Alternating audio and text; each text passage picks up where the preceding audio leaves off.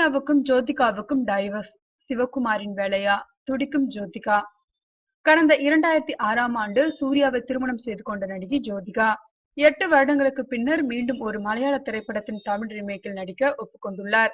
இதற்கு சூர்யாவும் அனுமதி கொடுத்திருந்த நிலையில் தற்போது ஜோதிகா இந்த படத்தில் நடிப்பதில் திடீர் சிக்கல் ஏற்பட்டுள்ளது. மலையாளத்தில் நடிகை மஞ்சு வாரியர் நடித்து மாபெரும் வெற்றி பெற்ற அவார்டாரியோ என்ற திரைப்படத்தின் தமிழ் ரீமேக்கில் தான் ஜோதிகா நடிப்பதாக இருந்தது.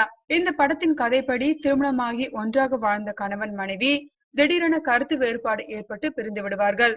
இந்த படத்தில் நடித்த பின்னர் தான் ஒற்றுமையாக வாழ்ந்து கொண்டிருந்த மஞ்சு வாரியர் திலீப் ஜோடி திடீரென பிரிந்து விவாகரத்து பெறுவதற்காக தற்போது நீதிமன்றத்தை அணுகியுள்ளனர்.